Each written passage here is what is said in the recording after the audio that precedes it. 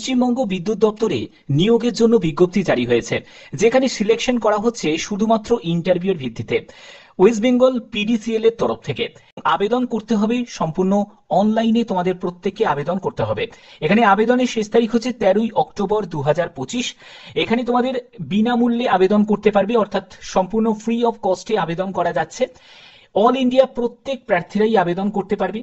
এখানে তোমাদের বলছি যে এই যে নোটিফিকেশনটা জারি হয়েছে West Bengal power development corporation লিমিটেডের তরফ থেকে, যেখানে অল ইন্ডিয়া যে কোনো রাজ্য থেকে তোমরা আবেদন করতে পারো। ঠিক আছে, এর পরবর্তী কি কি বলা হয়েছে দেখো। এখানে যে ক্যান্ডিডেট যারা যারা শর্ট লিস্টেড হবে, সেই শর্ট লিস্টেড ক্যান্ডিডেটকে ইন্টারভিউ এর জন্য ডাকা হবে। ঠিক আছে, এবং এখানে আরেকটা ব্যাপার তোমাদের বলে রাখি, আবেদন করতে গেলে একাধিকবার আবেদন করলে চলবে না, তাহলে কিন্তু সবকটা আবেদনই তোমাদের রিজেক্ট হয়ে যাবে।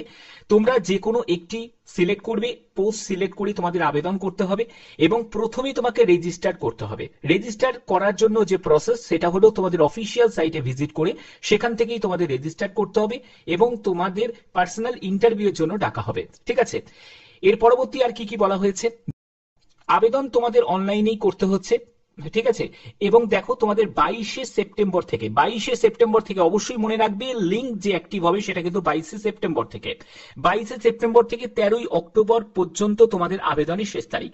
এর মধ্যে অফিসিয়াল যে ওয়েবসাইটে ভিজিট করবে, কেরিয়ার সেকশনে গিয়ে ক্লিক করবে, সেখান থেকেই তোমরা আবেদন করতে পারবে। তো এর পরবর্তী হচ্ছে দেখো তোমাদের গ্রেড পয়েন্ট গুলো দেওয়া আছে, কেমন পার্সেন্টেজের এখানে ব্যাপারটা কিন্তু ক্লিয়ার করা আছে। হাউ টু অ্যাপ্লাই, কিভাবে আবেদন করবে। আবেদন করার জন্য অ্যাপ্লাই অনলাইন সেকশনে গিয়ে ক্লিক করবে, সেখান থেকে তোমার একটি valid mail ID, mobile number এবং আধার নাম্বার কিন্তু প্রয়োজন আছে। যাদের আধার নাম্বার নেই, মানে যাদের আধার কার্ড নেই, তারা কিন্তু আবেদন করতে পারবে না, কিন্তু যারা এখনো পর্যন্ত ধরো কার্ড হাতে পায়নি কিন্তু নাম্বারটা তারা জানে, তারাও কিন্তু এখানে আবেদন করতে পারে। এবং তোমাদের স্ক্যান কপি অফ পাসপোর্ট সাইজের ছবি, সেটাও তোমাদের প্রয়োজন আছে। ওকে, এর পরবর্তী দেখো তোমাদের যে ইন্টারভিউটা হবে, সেই ইন্টারভিউ স্থান কোথায়, কলকাতাতে তোমাদের ইন্টারভিউ হচ্ছে। পার্সোনাল ইন্টারভিউ সেটা কলকাতাতে হচ্ছে, 100 নম্বরের তোমাদের ইন্টারভিউ হচ্ছে। ওকে, এখানে কোন রকম তোমাদের রিটিন এক্সাম হচ্ছে না, সরাসরি যারা যোগ্য প্রার্থী তাদেরকে ইন্টারভিউ এর জন্য ডাকা হচ্ছে। ওকে, এর পরবর্তী তোমাদের আর কি বলা হয়েছে, এখানে তোমাদের এবার যোগ্যতার ব্যাপারটা বলে দিই, এবং তোমাদের আরেকটা ব্যাপার বলে দিই, যারা যারা ফিজিক্যাল হ্যান্ডিক্যাপড তারাও আবেদন করতে পারে। ওকে, আচ্ছা, এখানে তোমাদের ভ্যাকেন্সি টেবিলে ভ্যাকেন্সির ডিটেলসটা দেওয়া আছে, এবং কোন কোন পোস্টে নিয়োগ করা হচ্ছে সেই ডিটেলসটা তোমাদের এখানে দেওয়া আছে, তোমরা একটু দেখে নেবে। এবং পরবর্তী হচ্ছে তোমাদের এজ লিমিট। দেখো এখানে কিছু পোস্ট আছে যেখানে তোমাদের 32 বছর পর্যন্ত ম্যাক্সিমাম এজ লিমিট আছে, যেগুলো আনরিজার্ভ ক্যাটাগরির ক্ষেত্রে। অবশ্যই তোমাদের এজ ক্যালকুলেট করতে হবে 1/9/2025 হিসাবে। যারা এসসি এসটি ক্যান্ডিডেট তারা বয়সে 5 বছর, ওবিসিরা বয়সে 3 বছর রিল্যাক্সেশন পেয়ে যাবে। এছাড়া যারা পিডব্লিউবিডি ক্যাটাগরি থেকে তোমরা বিলং করছো, তোমরা 45 বছর পর্যন্ত তোমাদের আপার এজ লিমিট থাকছে। ওকে, এখানে তোমাদের বেতন থেকে শুরু করে প্রত্যেকটা পোস্ট অনুযায়ী ব্যাপারটা কিন্তু ক্লিয়ার করা আছে, তোমরা একটু দেখে নিতে পারো।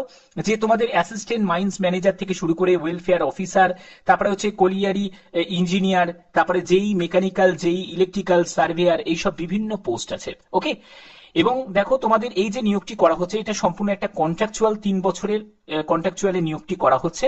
এবং সার্ভেয়ার পোস্টের জন্য ভ্যাকেন্সি তোমরা দেখতেই পাচ্ছ, এবং যোগ্যতা যেটি প্রয়োজন, অবশ্যই তোমাদের মাইনিং সার্ভে নিয়ে তোমাদের ডিপ্লোমা করা থাকতে হবে, তাহলে আবেদন করতে পারবে। এবং পাশাপাশি তোমাদের এক্সপিরিয়েন্সের জায়গাটাও ক্লিয়ার করা আছে।